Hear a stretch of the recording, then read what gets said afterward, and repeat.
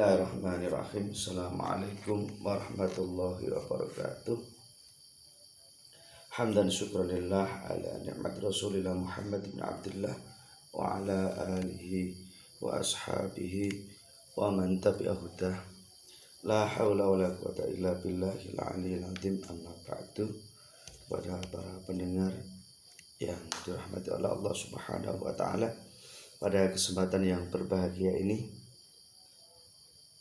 tentunya saya akan membahas dalam kitab Sulamul Futuhat, yaitu tentang masalah aurad, doa, dan juga sholawat.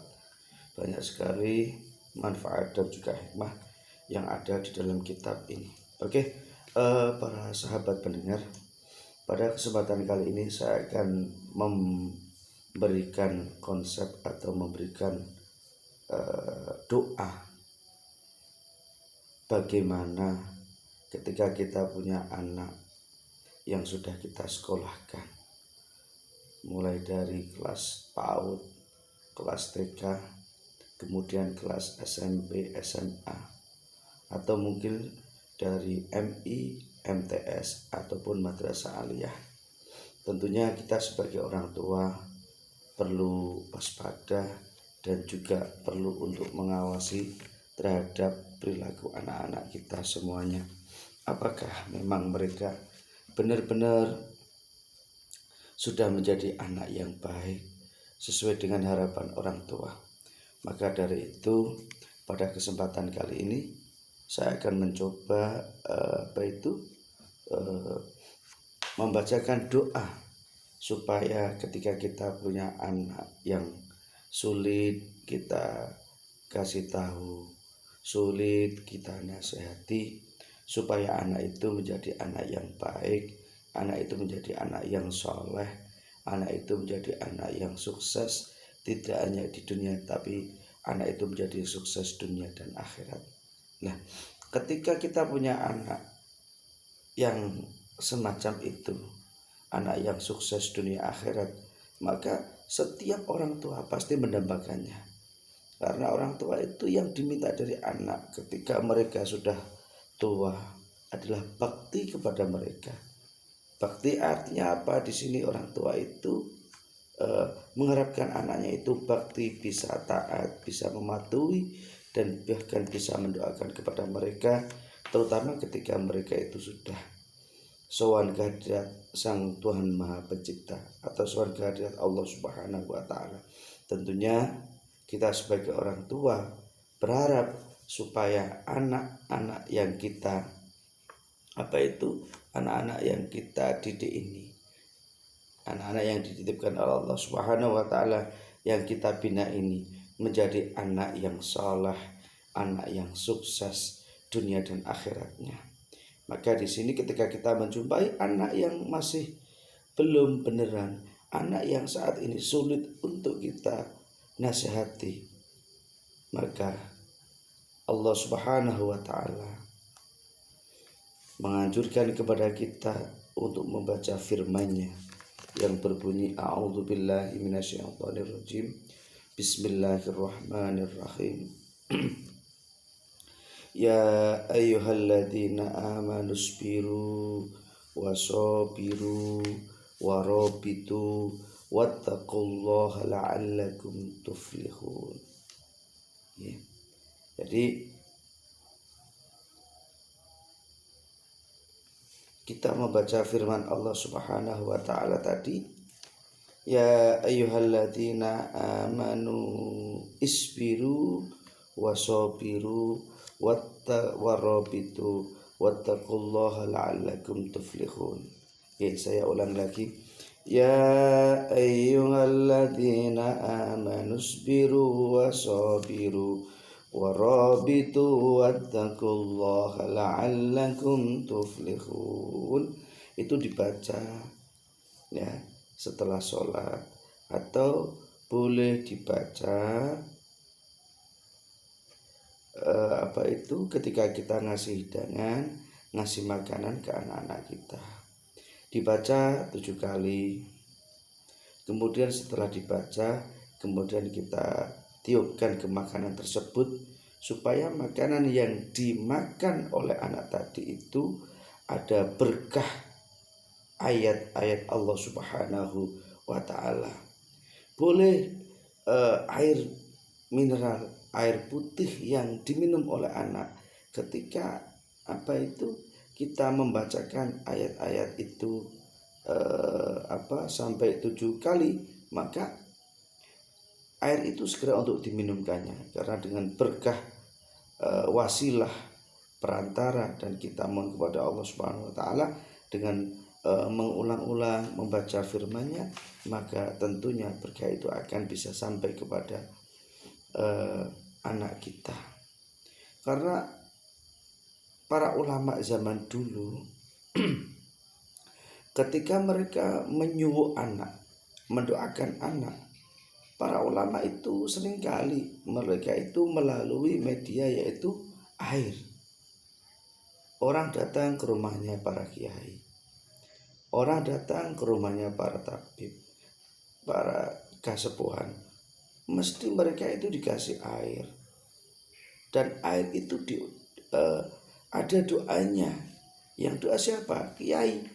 Kadang mereka mengamalkan dengan Al-Fatihah, karena umul kitab da'un likulli dawa. Ini ada keterangan dalam kitab Fathul Mu'in ya dari mazhab Syafi'iyah, bahwa Al-Fatihah adalah obat daripada segala obat penyakit. Makanya ketika kita sowan kepada para masyayikh, ke para kiai, kepada ustadz, pasti dikasih air mineral, dan air mineral itu dibacakan ayat Allah Subhanahu wa Ta'ala, kemudian ditiupkan.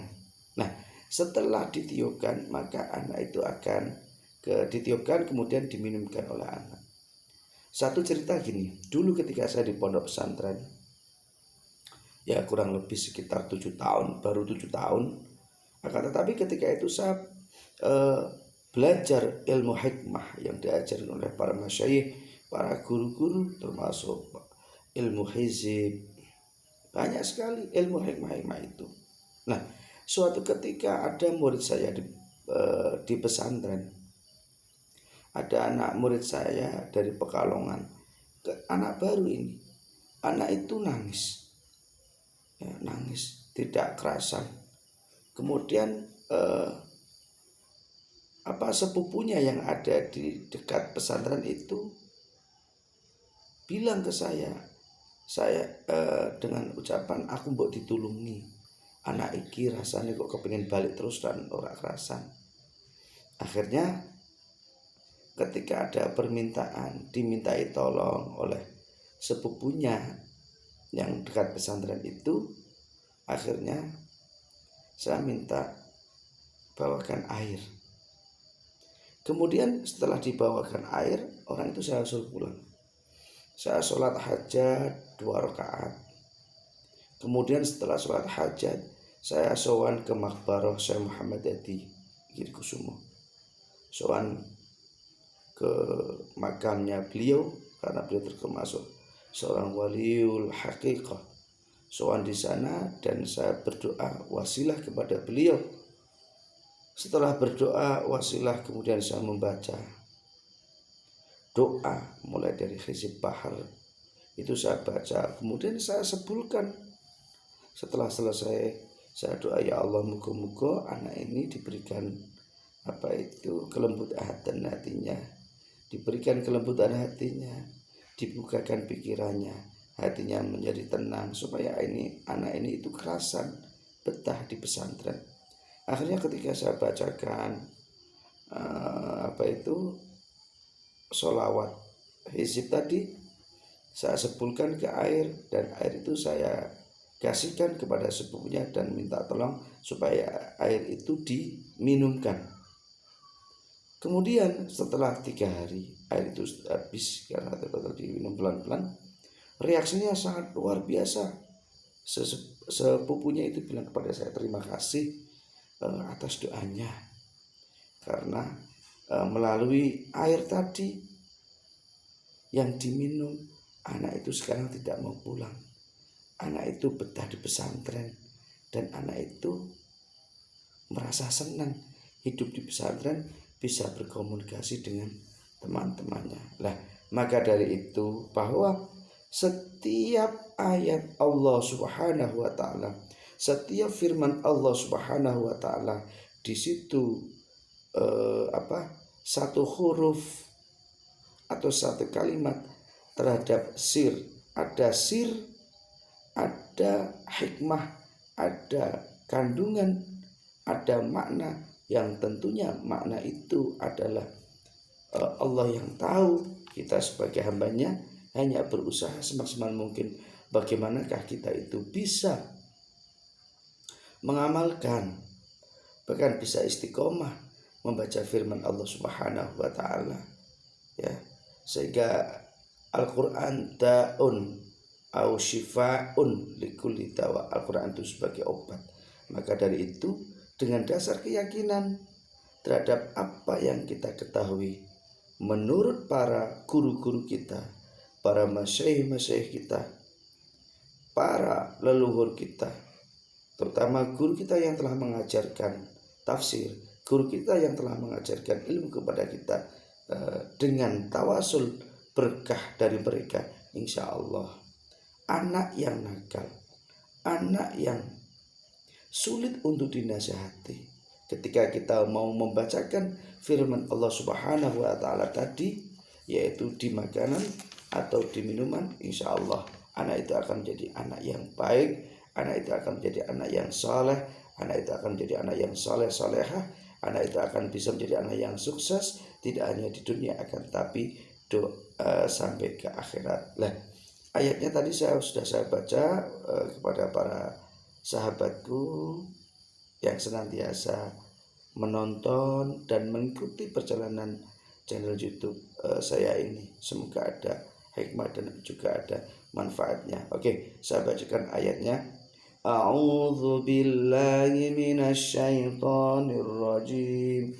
Bismillahirrahmanirrahim. Ya ayyuhalladzina amanu isbiru wasabiru warabitu wattaqullaha la'allakum tuflihun. Dibaca 7 kali, kemudian kita tiupkan ke makanan dan tiupkan ke minuman. Seandainya 7 kali belum ada belum kelihatan ada perubahan, baca sampai 40 kali. Seandainya 40 kali baru ada perubahan sedikit, baca lagi sampai 111 kali. Seandainya sudah mulai perubahan terus, bacakan lagi. Semakin banyak kita membaca sampai 313, insya Allah Allah akan mengijabai apa yang menjadi hajat hambanya, ya. Jangan pernah jauh dari Allah Subhanahu wa ta'ala. Oke, ila liqa wal afu minkum. Assalamualaikum warahmatullahi wabarakatuh.